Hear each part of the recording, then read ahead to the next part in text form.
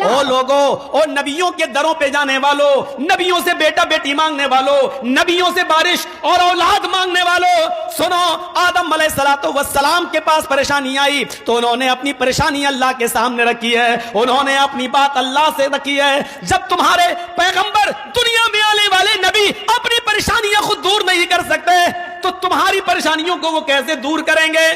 اللہ نے اگر قرآن میں نوح علیہ السلام کا نام لیا، اللہ تعالیٰ نے اگر قرآن میں نوح علیہ السلام کا نام لیا تو نوح علیہ السلام کا بیٹا کنعان جو انہی کی آنکھوں کے سامنے ڈوب کے مر جاتا ہے، زمین سے پانی آیا، آسمان سے بھی پانی آیا، وہ لڑکا پہاڑ پہ چڑھ گیا، نوح علیہ السلام نے فرمایا میرے بیٹے میری کشتی پہ سوار ہو جا، آج اللہ کا عذاب کسی کو نہیں چھوڑے گا، آ جا، میرے رب نے مجھے جو دین دیا ہے اس پر ایمان لے آ، میری شرح میں آ جا، نیک لوگوں میں شامل ہو جا، اسلام کو ایکسپٹ کر لے۔ کہنے لگا میں پہاڑ کی اوپر چڑھ جاؤں گا، یہاں تک پانی نہیں آئے گا، نہیں، آج اللہ کا عذاب کسی کو نہیں چھوڑے گا، آج ہر نافرمان کو، ہر کافر و مشرک کو آج سزا ملے گی۔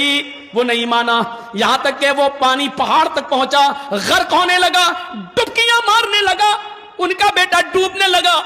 باپ اور بیٹے کے درمیان جو فطری محبت ہوتی ہے وہ جوش میں آ گئی، جوش میں آ گئی، اور نوح علیہ السلام نے چیخ دیا، اے میرے رب میرا بیٹا، اے اللہ میرا بیٹا، اللہ میرے بیٹے کو بچا لے۔ لیکن نوح علیہ السلام کی اس دعا کو اللہ تعالیٰ نے قبول نہیں کیا، فرمایا اے نوح ایسی باتیں مت زبان سے نکالو جس کا علم تمہیں نہیں ہے، تم جس کو اپنے اہل و عیال کا کہہ رہے ہو، انہ لیس من اہلک، وہ تمہارے اہل و عیال سے نہیں ہے، وہ تمہارا بیٹا ہی نہیں ہے، مرنے دو اسے، میں تمہاری دعا قبول نہیں کروں گا۔ آج کہہ دیا بیٹا، آئندہ کبھی اپنی زبان سے اس کو بیٹا مت کہنا۔ غور کرو، نوح علیہ السلام نبی ہیں، پیغمبر ہیں، لیکن ان کی آنکھوں کے سامنے ان کا بیٹا ڈوب کے مر جاتا ہے، غرق ہو جاتا ہے۔ نوح علیہ السلام نے دعا کے لیے ہاتھ بھی اٹھائے، پکارا بھی، لیکن اللہ رب العالمین نے ان کی دعا بھی قبول نہیں کی۔ یہ ظاہر ہے اللہ پر کوئی پریشر نہیں بنا سکتا ہے اور اللہ کے اوپر کوئی اپنا حکم نہیں چلا سکتا ہے۔ دعا مانگنے کا اختیار سب کو ہے، لیکن قبول کرنا نہ کرنا یہ اس کی مرضی پر ڈیپینڈ ہے۔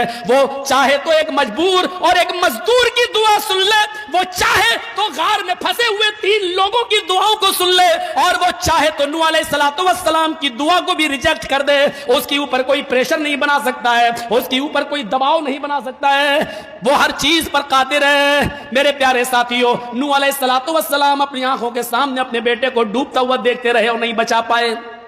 نوح کا یہ واقعہ اور نوح کے بیٹے کا مر جانا چیخ چیخ کے بتا رہا ہے کہ نبیوں میں کسی کو بچانے کی طاقت نہیں ہے، رسولوں میں کسی کو بچانے کی طاقت نہیں ہے۔ آئے نبیوں اور پیروں اور ولیوں کو سب مختار کل سمجھنے والوں، جب نبی اپنے بیٹے کو نہیں بچا سکے تو آپ کی مصیبتیں کیا دور کریں گے؟ یہ نبیوں کی زندگی ہمیں بتلا رہی ہے، یہ نبیوں کی سیرت ہمیں بتلا رہی ہے کہ سنو، توحید تمہاری اس وقت اور مضبوط ہو جائے گی جب تم نبیوں کی زندگی پڑھو گے۔ غور کرو۔